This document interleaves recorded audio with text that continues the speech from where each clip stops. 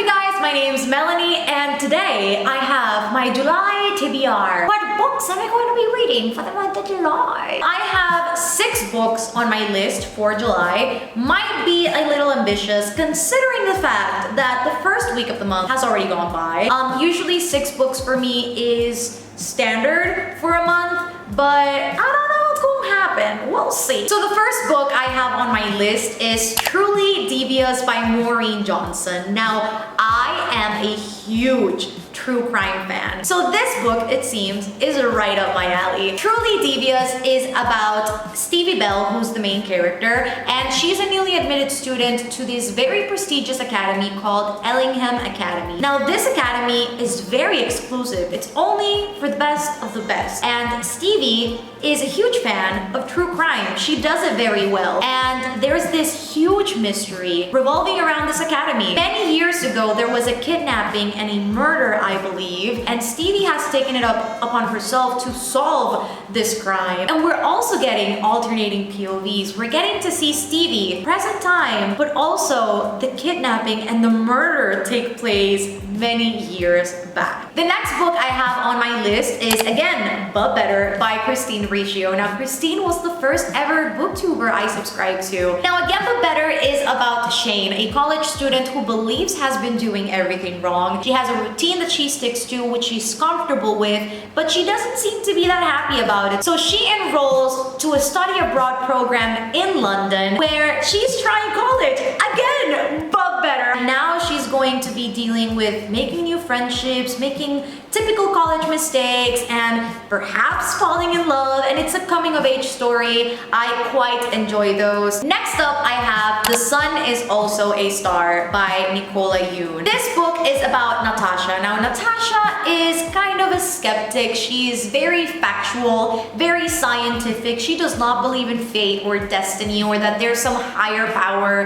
that has a say into what happens in our lives, and she might just be proven wrong throughout the story. Now, her family is getting deported in 12 hours. I believe it's up to the male protagonist, who's called Daniel, to help her possibly save her family. The next book I am very intrigued by is The Ballad of Songbirds and Snakes by Suzanne Collins. This book is part of the Hunger Games universe, and it's a prequel, actually, about President Snow. In this book, we're going to see President Snow as an 18-year-old and also being a mentor for the 10th annual Hunger Games. He is mentoring the girl from District 12 who is said to be the lowest of the lows. His house is in shambles, and so it's up to him to restore the glory of the Snow family. And I am really interested in this book primarily to see how he came to be so cruel and manipulative as he is in the trilogy that we know and love. This is a book that I have heard so much about every single time I've gone to the States. This book is always front and center at Barnes & Noble. It is The Darkest Minds by Alexandra. Bracken. Now, in this world, there has been this new disease that has attacked America, and it's killing the children. The very few that have survived came out with some newly acquired abilities that the government seems to be very afraid of. Now, these kids are sent to a rehab camp. This book follows Ruby, who got the disease, survived, and now has these abilities. She is 16 years old. She's been to the rehab camp, and she's now on this quest with several others who have also acquired abilities, and I believe this is a fight against the government. It feels very like dystopian-y YA. We'll see if I can get into this and if I carry on reading the other books. And last but certainly not least, I have Chain of Gold by Cassandra Clare. Now, as I have told you guys before, I love Cassie's books. I am a sucker for the Shadowhunter Chronicles, so I'm super excited to see